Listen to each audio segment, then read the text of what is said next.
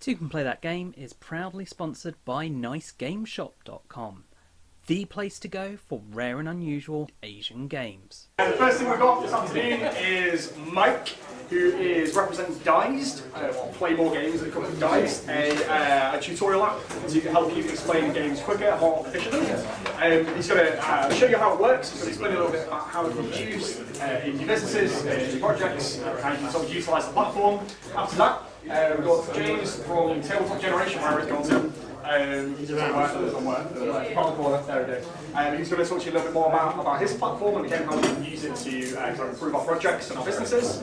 After that, we're going to have the Tabletop Media panel. There's going to be a collection of the media personalities scattered amongst you in the room, kind of little moles knocking around somewhere. Michael.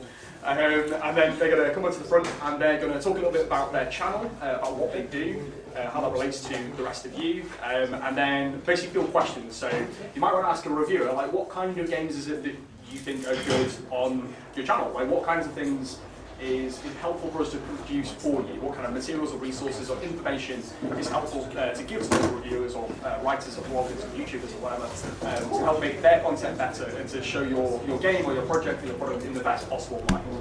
After that, we'll be sitting around in a nice little circle time talking about this thing that I've been kind of referencing all day. It's UK Tabletop Games Association. We'll be talking about this organisation to help kind of support and promote the UK tabletop industry even more, support each other even more, and put something sort of more formal in place so that we can start getting some government funding and start taking lots of taxpayer money to make board games. Woo! Sound good? Yeah. Sound good? Yeah. Okay, cool. Right, I will hand you over to the wonderful Mike, who's now going to take you through the wonderful Thank you. Right there with me, it was a last minute jobby. Everyone know? Does anyone know what Dized is? I mean, some of you must know because we're kind of all over there at the moment.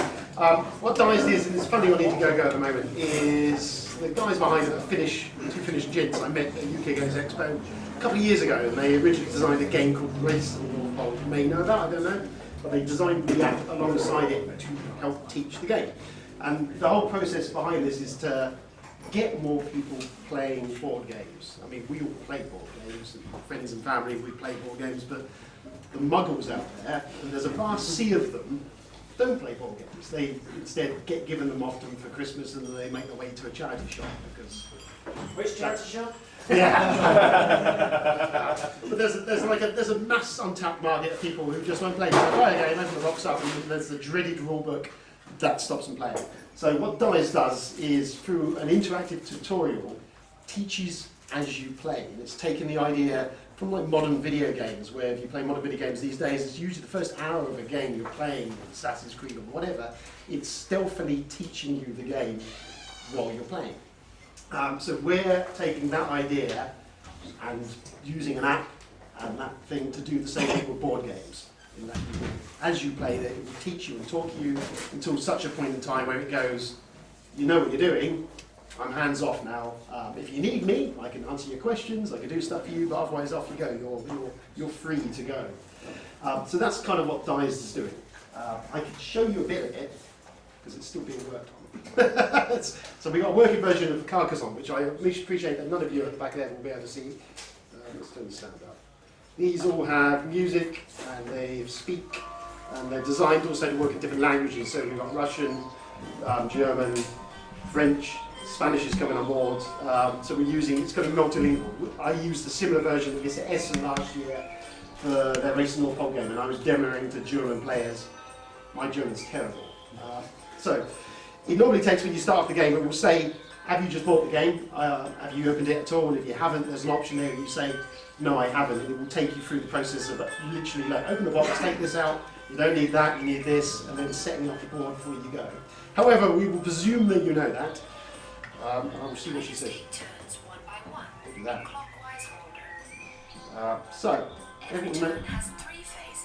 So it will show you the tiles and explain as you go what the phases are. First, you draw one tile from a stack and place it face up to continue the landscape. Then you may place a meeple on that tile to work for you. Finally, check if any feature is completed. So what it's doing is it's kind of telling you what some basics do. It's also telling you about scoring, because this is the key thing. The one obviously feedback we've had is any game you're playing, if you don't know what your overall goal is, then it's fine drip feeding your information. But if you get halfway through a game, well, what am I doing? So the process of this is trying to get it so it's teaching you that. Features earning points. So obviously it's telling you that. If you've done that, you're going to earn points. At the end of the game, the player with the most points wins. Time for the first phase, placing a land tile. First player, draw one tile from any stack. You can show it to the other players.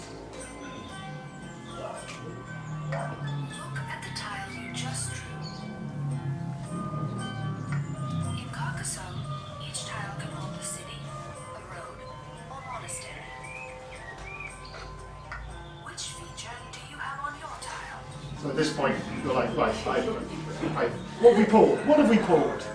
What do we want? Do we have a road? Does the tile also have a city or a monastery? So we'll start saying what have you got on there. So okay, I've got a city on this tile. Place the tile so the road, city, or field continues from the starting tile. Yeah, it's soothing. So it's showing you where you put it, In a way that does not continue the landscape. how not to do it. At least one edge of the tile you place must touch at least one edge of a tile in play. So it's Time kind for the of second phase, placing union. so it kind of drip feeds you through the process. It's teaching you the rules of tile placement, how that works, how the scoring works, and then we move on to the level. I mean, I'll let you play with that later on because it's standing waving a tablet.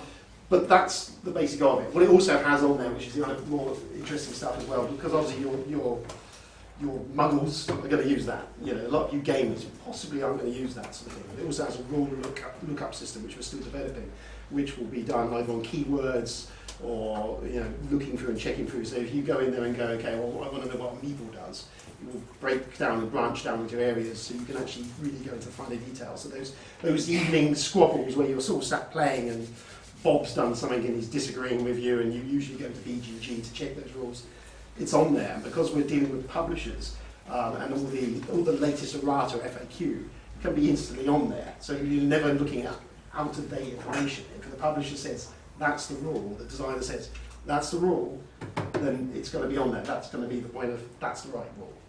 So that's how that's going to work. But aside from the tutorials and that, there's also a whole host of other features we're adding on there for gamers. So games nights, there's all community features we call them. So it allows you to search for local players in your area, or you can set up your own game teams, your guys there. It will track your stats. So everyone makes a graph. So the potential is, as you're playing your evenings, every game's night you meet up and you can keep a running league table of who did what. We're looking for achievements potentially on there as well, where we even, in Carcassonne, I scored the highest amount, and your own little ID or icon will have there on there tracked achievements, because everyone, it's that kind of going back into the video game, modern video gaming of that sort of stuff. There's also, they're looking at opening up a marketplace on there, whether that's going to happen, but people to buy and trade the titles on there. Lots of tools, like at the moment you'll download various apps for score tracking or for picking who's player one of an evening. All that stuff we want to apply into there. So pick first player when you're going to use that to do it, and pick the first player. So all that sort of bells and whistles, which at the moment you're getting from various sources. We're trying to all encompass it into that one thing, so it's going to start answering all of those questions you need. Also, we're trying to get into the back end of BGG, because obviously that is available. So the idea of potentially meshing the two together, that you could have your BGG account linked to this, which could have your library on there, and being able to interact with that. It's there, they allow the API to be got at, so we're still looking at that as to what we can do with it. But for the minute, we're concentrating on tutorials. We're concentrating on a lot of releases we've got out at the moment. There's obviously Carcassonne, Seven Wonders is lined up, we've got Blood Rage, we've got Scythe, so we've got kind of a bit of everything. And we want to try and do that. Obviously there's a lot of entry level coming out, but we will be doing that because that's kind of where our initial market for people wanting to learn this stuff is going to come from. It's getting those people who don't play board games to play board games. They offer, obviously at the moment, designers are there, set of publishers are there, and how do I get my game onto Dized. I'll give you some links later on, but there is, you can go there and sign up for the minute where they're not charging anything. They're just starting to make a list of people, and all those guys going on the list is going to be on the initial launch as much as we can, or over the rollout of the next 6 to 8 months following launch, which is August next year. Eventually, yeah, there's going to be charges on there, but they're also developing tools which will allow you guys to do your own tutorials. And that eventually opens up all sorts of stuff. Whether we're going to open it up to the general public, who knows at the moment, but definitely for a designer to be able to go there and tweak it and design their own tutorial and put it on there, and it will go onto the app. There's advertising on there. It's a subscription. Well, it's not really a subscription model. There's a credit thing. So people pay anything for about, at the moment, the lowest tier is about $9, which gives them 6 credits, which they can use to either purchase one game and all its expansion content and everything forever, and it just gets downloaded to your tablet, it's yours, or you can pay a credit for the subscription, which opens everything up. That gives you all the community features and every game on there for a month. And you've got access to all that, but it's all there online. You don't get it at the end of the month. That shuts off and you're done. If you pay another credit, you carry on. It just lift it up wherever you left off. So that's that. What else do I do? I'm just rolling all over the place. So yes, designers. Obviously, the tools are eventually going to be available for you guys to design your own things, or you can come to us and we can do it. There is going to be cost implications to that. These things aren't easy to do. We're still working on how easy to make it, but it's becoming. We're getting into a format of how to do that. Retailers, they do a B2B program, which essentially allows retailers to go into, and you will get referral codes. So then in your store or wherever you're shopping from, you can give out, okay, well, this is my code. If you go and sign up for Dized and use Dized, then the retailer gets a kickback on that. So that's also going on. I'll give you links to all that later on. That, in a nutshell, is Dized. We don't have any questions, and I'll attempt to field as best I can what I know. Yes. So is there a particular framework for adding games to Dized, or is it just supply animations and you guys put it all together? They pretty much at the moment, these early ones, Carcassonne and the ones I'm working on, they're all in-house. There's a team of developers back in Finland doing this, so everything is pretty much, at the moment, being built from the ground up for these first few, which is obviously a bit time-consuming. Alongside that, they are developing the tools eventually where you'll get to the point where, a bit like the old games construction kits you used to get years ago as a kid on the video games, where it will allow you to start inputting your assets into it and then building the game and assigning rules. And we're trying to get it down to the point of where that's easy to do. Which I'm sure down the road will probably be, show your interest, because potentially there's definitely betas going to be opened up. I believe it's the early part of next year. There is a tier you can get in now on the actual Indiegogo to allow you to get the beta access. But when I know more on that, yeah, I'll let you know. Will that be done in Unity? Yes, I believe so at the moment it is being made in Unity. So I imagine they'll stick with that. What else? So you mentioned advertising. Yes, so there is an in-app advertising on there. So that is focused on what you've been playing or what your interests are. You can focus on that. But it is games, so it's publishers. Games will be on there, advertised. If you're paying for the full subscription, all that, there's ways obviously you can shut that off. But it is positioned. Geolocated, Dave, so if they're playing 3 doors down from you and you've got your advertising on there, it will go, you've been playing this game. This is your local game store that sells it. It is not set up to do Amazon and is intended not to be set up to do Amazon. They actually have a retail consultant who knows what she's talking about and is not going to enable the massive online discounting and so on and so forth. Yes, what she said. See about a job later on. We are aware of the demands of the market, yeah. And totally, as a retailer, I totally get where you're coming from. That, yeah, you see that. Is it just going to go to Amazon? Boom, done. No, it's not going to cut you guys out. If you're on the program, then you're on the program. So you're. Because one of the things I like about the idea of having a player dating function, where you can sort of put players in touch with other players, is there are lots of board game cafe-esque play spaces which somewhere could, some program could direct people to them so that people are not randomly meeting people in bars. Yes. You know, they're playing in a safe environment. No, yeah, fine. I mean, exactly that. And also, I mean, you know, the use of this potentially in cafes is another step we're looking at as well. Is that people going into a cafe, rather than you've got the guys there obviously helping out with all that, you know, having to sit down and teach a game every day, whereas you've got a program there, they pull the game off the shelf and either scan a QR code or whatever they're going to do, and they can just sit down and just teach themselves the game and play it. Obviously, that's cutting overheads in cafes to the point where I'm trying to buy anyone out of a job, but it's, obviously demo. So Becky and I management. Fine, no, it's fine, you're all right then. Obviously, I've had some interest in this when we did it at Essen. We used it last year at Essen for racing a pole, and we were demoing it to people from all different nationalities.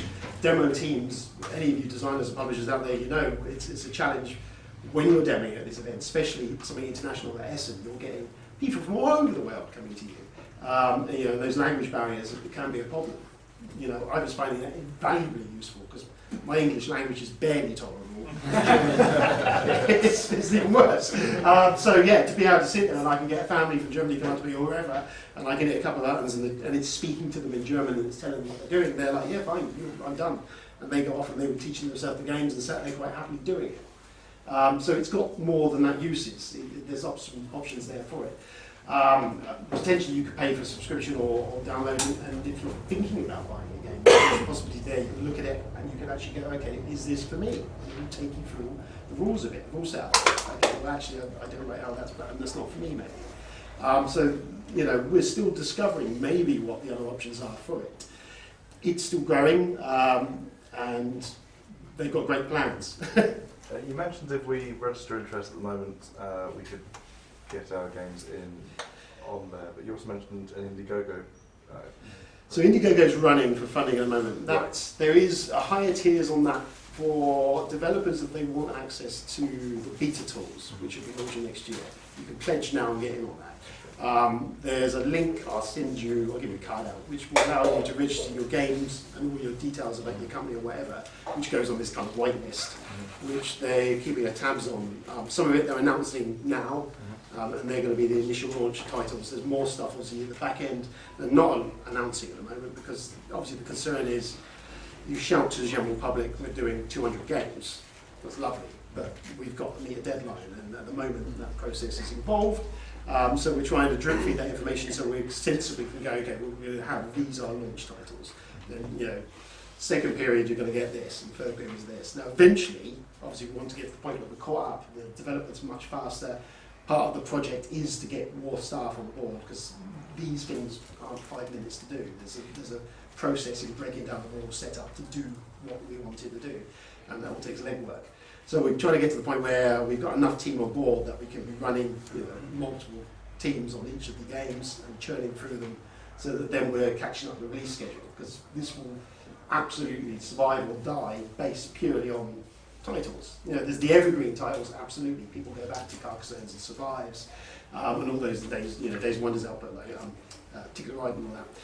That's great, but the new releases are also what's going to be important to this. So tying up with those designers and those publishers and being able to, at launch day, have that app ready to roll is eventually the overall goal. And it hopefully is a dream we can make. Obviously there's lots of possibilities. We're looking at possibles if you're tied up with it, that you know, you can have QR code in your box in your game or on the game. Hunter gets home, opens it up, oh yeah, scan that, boom. And then it gives them a taster, or gets them going, or at least gets the flavour of it, or they can then pay up and go into it. We're kind of very nebulous in how we're going to work out fully how that's going to work, but there's lots of possibilities and options. So in terms of the games you've got already signed up or lined up for it, how many of those are existing large manufacturer type games, and do you have any small independent on board yet? Most of it's bigger names, absolutely, but you know, we're trying to get a broader scope of it at the moment. I mean, you know, obviously we've got Seven Wonders, the Blood Rages, the Sides of the World. There's Ice Corbs on there, which is like penguin flicking one. I don't think there's anything else. King Domino, Queen Domino. Yeah, Queen Domino, King Domino's just been Domino's there. an interesting one because it's not out till Essen. Yes. Champions of Midgard, they've just announced, I believe, on there. There's some other stuff that may be Munchkin Tea trading card game, but I can't possibly confirm that. But there's some other stuff that's going on that will be going on there. So there's, the more people are on there, then yes, certainly, you know, independents need to be catered for as much as the big boys. And if anything, it's a tool that maybe for your independents and your designers that it's even more so important. It gets you on there.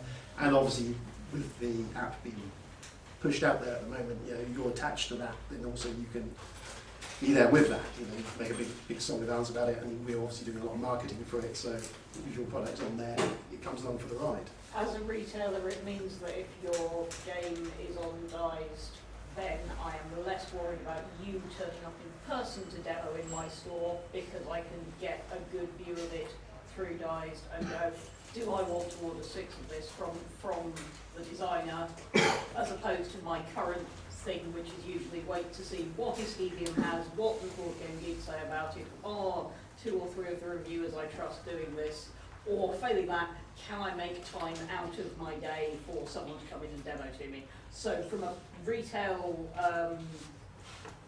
getting access to retailers without having to go through distribution if you're not yet ready for it, I can see that as being a tool I would use to assess your game. Okay. As I say, we're still going. We've looked to launch. They're currently at 94% funded out of 50,000 with 19 days left. So we're nearly there for the fun. There's going to be the beta launch of it is Christmas, and that will have on there, touch wood, Carcassonne and all the other titles we've announced so far, and obviously more stuff that's going to get rolled out from that point. The key thing they're trying to sell on it is, you know, it's a tool to get more people playing games. That's at the end of the day where this comes from. Is that Tommy and Yoni, the 2 guys who set this up in Finland, their passion really from the basis of this from the outset was not to make themselves billionaires, because there's probably easier ways of doing that, definite. And even the business model doesn't necessarily swing itself to that. It's more about getting more and more people playing our games. You know, it's still, as I say, the board game sort of thing, we're all kind of inward facing to the point when people come in on it, but it's not a hobby that's massively going day in, day out because of that bloody rule book, which just gets in the way of everything.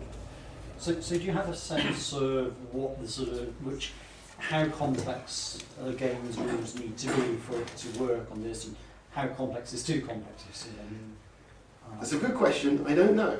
At the moment, I mean, I've been working on the breakdown of the 7 Wonders, and even that, if you look at it, it's a comparatively simple game. It's a 4 or 5 page rule book, but actually, I've been working on that for a month at the moment, in between doing everything else, just work behind the scenes to get that to the point where we can start doing this with it. So, you know, Scythe is definitely going to be a challenge, but we want to try and get a little bit of everything so that we can prove of concept really of what we can do.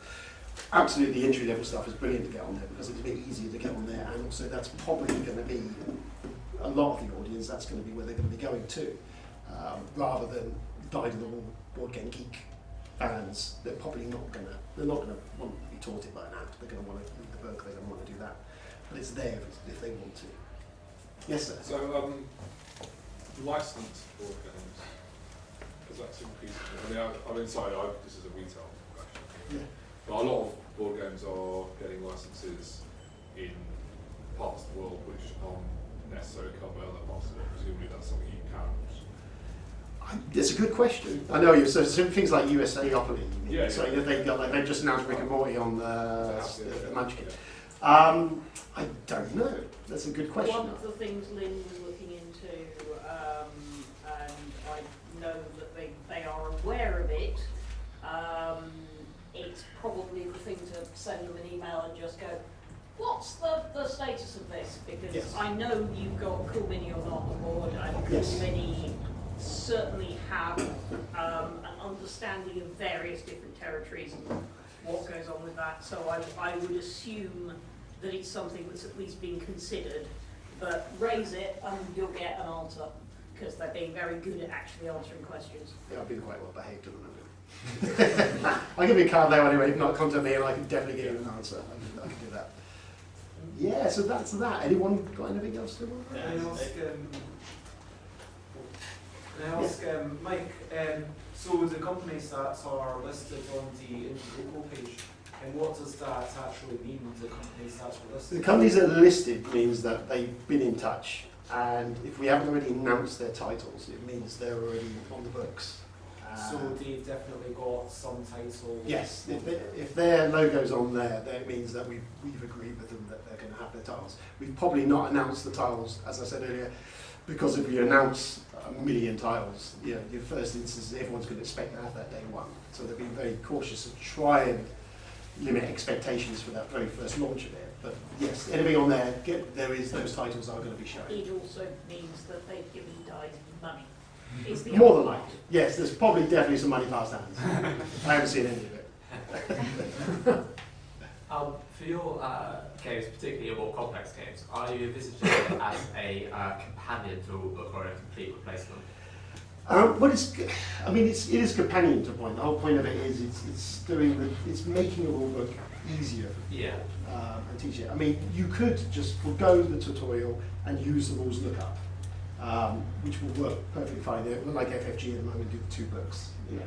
So it's kind of taking that idea that could just work for you as just your rules reference. You read the rules and you play it for yourself the evening before, and you go, I've got this. Then when you're playing at night, you can go, oh, hold on a minute, and you can look up and go, oh yeah, that's that. So there are fringe cases that you sort of weird clash entry rules that you wouldn't cover in the basic setup. They're always going to in the tutorial. They're going to cover everything in there. So the tutorials will always take you right from dot through. But there's also other tools available there. If you don't want to do that, then go for the lookup. So if we say purchased to be on your service with our upcoming game, and it comes out after Kickstarter with and say that backer gets a link to there's the Diced app rules for the game, do they have to pay for that themselves, or would that be sort of? At the moment, as I'm standing with the model I know, there is a free service will at the moment offer bare bones, which will be the tiles we've already announced. They're going to be free. They are looking at the minute that what happened over time is that might have like a hot list that in every 3 to 4 months that might rotate out. A few tiles will change out, so they're always changing. There's always some free content there and not the same content. They would be able to get to that if your game, potentially, as I say, they might have agreement down the road with it that you have an access referral code for you yourself in your game. But as they stand at the moment, they would have to pay to get onto the system, and either pay 1 credit to download your rules and have that to keep. But, as I say, there is a definitely nebulous version of how they're doing some of this. I mean, would it be possible to sort it out so that maybe it'd be just part and parcel of the thing that they get a free thing, they'll enter this code, then they get the rule book? Yeah, exactly. I mean, you know, you see us, we make the agreement, you have the QR code or the referral code or whatever you do, and then yes, your guy gets home with the box, opens it up, and there's the pamphlet, and it says, get this, do this to get that, and then go on. Okay. And it's to a certain point of us also kind of dangling the carrot to point because they're on there and they use that and they go, oh, this is really cool. Or I wonder what else is on there. So, yeah. Cool. More questions? Yeah, one more. About just the advertising model, I'm not quite clear about. So you're saying, so if I'm a subscriber, I could have an advert-free experience. But then if I switch roles to, I'm an advertiser now, and I want to reach your subscriber base, but they've got adverts switched off. How's that work? How can if I want to advertise with you, how can I reach your subscribers? I need to check on that because, as I say, I've had numerous things they're planning on. Originally, there was going to be complete no ads. Yeah. I believe you will probably limit the ads that are going to be on there. I absolutely appreciate as a publisher. Yeah, still publishers, obviously. Yeah, you're going to want them to see it. So yes, there is going to be that getting through, but it may not be as invasive as if you're not paid up. Yeah. Before I tell you this next rule, you need to click here. Absolutely guaranteed they were not putting ads in the middle of the tutorial. No, they will be. 100% guaranteed it would not be. You may not continue your game until you press this ad. There would have been a link. This is 30 minutes free. Yes, you're free. Now buy this. They were looking at The model I saw at Gen Con, they were looking at splash screens just before the thing and a splash screen at the end which said, you have now played this. Here is where you can get it from, or here are other games by this publisher, or similar things like that. And I know they were having to produce a completely ad-free version for the educational market in the US, because the educational market in the US is not allowed any adverts. Yes. So the functionality has to be there, and it will be unboxable in some form. Yes. I spent a lot of time talking to Lynn about That's it. You spend an awful lot of time with it. Yeah. Yeah. So, I mean, I hand out cards. You want to contact me, I'm more than happy. I will invariably try and answer your questions as soon as I can. If not, I know some people in Finland who definitely can answer that question with you. And we're pretty damn responsive. You know, if you've got any ideas or want to know more, then you can drop me a message. Find out at least maximum within about 24 hours for you. It's usually pretty much as fast as that. Probably even a few minutes. Cool. Thank you very much.